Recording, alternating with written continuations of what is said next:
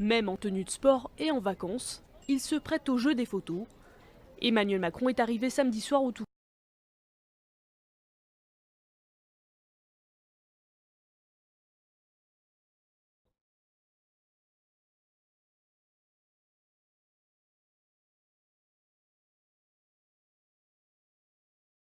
Emmanuel Macron est arrivé samedi soir au Touquet, où il a rejoint son épouse dans leur maison familiale pour le week-end pascal. Après avoir suivi depuis l'Elysée la 23e journée de mobilisation des Gilets jaunes, le président de la République s'offre un peu de repos. L'occasion pour certains habitants de le croiser.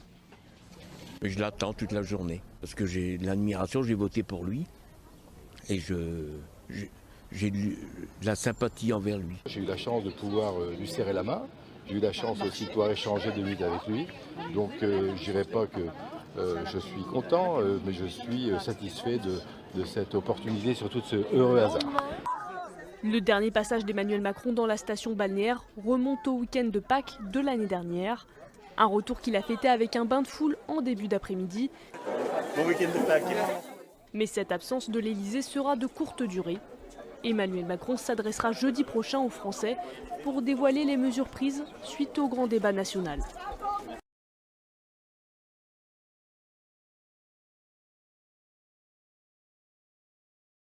Soudain, en plein milieu du centre-ville, un attroupement. Au milieu, Emmanuel Macron que certains touristes aperçoivent par surprise. Mais je savais pas qu'il venait, sincèrement. Ouais, nous venons souvent sur le Touquet, nous ne savions pas qu'il était là, mais bon, nous savons par habitude qu'il est toujours présent sur le Touquet, donc c'est chose tout à fait normale. Hein. Le chef de l'État, décontracté, s'apprête à jouer au tennis. Mais avant, il s'accorde un bain de foule.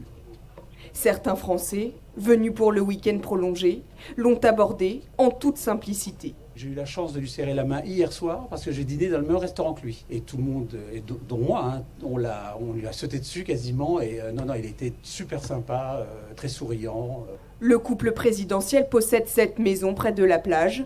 Elle est devenue une attraction touristique. Quand on descend la rue Saint-Jean, quand on arrive à l'accès de la villa, c'est vrai qu'il y a du monde quand même, hein. Ça bouge. Hein.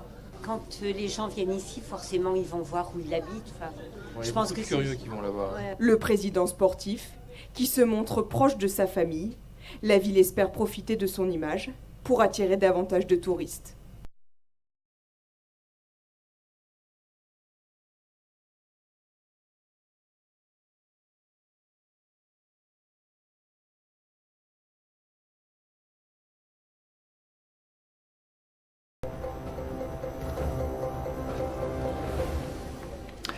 On va faire un mea culpa et je pense que la crédibilité d'un média, ça dépend aussi de sa capacité à reconnaître ses erreurs. Il y a une polémique sur les réseaux sociaux qui accuse CNews de trucage dans un sujet qui a été diffusé dimanche. On va le dire clairement, il s'agit d'une erreur de notre part. On s'en excuse, mais ce n'est pas une manipulation. Expliquez-nous. Alors c'est un sujet sur Emmanuel Macron au Touquet qui prenait un bain de foule. Il était diffusé dimanche en fin d'après-midi.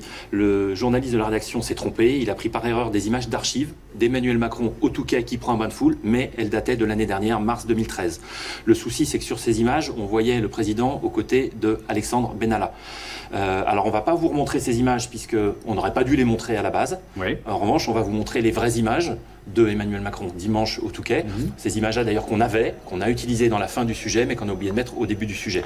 Donc c'est vraiment un manque de vigilance de la part du journaliste. Il y a eu confusion, puisque c'est des images d'archives. Et puis aussi, au moment de la validation, le journaliste qui a vérifié le sujet n'a pas vu, parce qu'on est sur des écrans partagés avec des images pas forcément très grande, donc il n'a pas vu qu'on voyait Benalla derrière. L'erreur, elle a été vue uniquement quand on a diffusé le sujet à 17h. On s'en est rendu compte tout de suite. Sur le grand écran, on l'a vu tout de suite, ça a supprimé immédiatement du stock et on a demandé aux journalistes de refaire le sujet pour corriger l'erreur. D'accord. Donc une seule diffusion du sujet, mais il y a une polémique. Oui, parce qu'en fait, pendant la diffusion, il y a un autre journaliste qui a publié sur les réseaux sociaux et sur notre site internet le même sujet, puisqu'on essaye d'être synchrone. Donc dès qu'il a vu qu'il y avait on a un problème, système un peu automatique, on va dire, qui diffuse nos sujets sur tous les réseaux sociaux. C'est manuel, mais ça part sur toutes les plateformes en même temps. Le problème, c'est que donc il a entendu qu'il y avait une erreur, il a supprimé sur les réseaux sociaux. Sur le site, il n'a même pas eu à le supprimer, c'était pas encore arrivé, et il a oublié de la supprimer sur YouTube, parce qu'en fait, YouTube, on ne publie nos sujets sur YouTube que depuis le début du mois, donc c'est assez nouveau. Il n'a pas eu le réflexe, il n'a pas l'habitude. Et cette vidéo, donc, elle est restée sur YouTube 24 heures, et c'est cette vidéo-là que nos détracteurs ont utilisée. interprété, mal interprété, puisque c'est vraiment une erreur, un manque de vigilance, mais aucunement une intention de notre part de manipuler l'info. Manipuler l'info, pourquoi on aurait fait ça d'ailleurs? Donc CNews présente toutes ses excuses à tous nos téléspectateurs pour cette erreur. Et encore une fois, si tous les jours on dénonce des infox, eh bien quand l'erreur vient de chez nous, on est obligé de le reconnaître. C'est ce que je disais, il faut savoir s'excuser, notre crédibilité en dépend. Merci Thomas d'avoir assumé ce rôle qui n'est pas forcément le plus agréable, mais il fallait le faire sur l'antenne et je tenais à ce qu'on le fasse ensemble.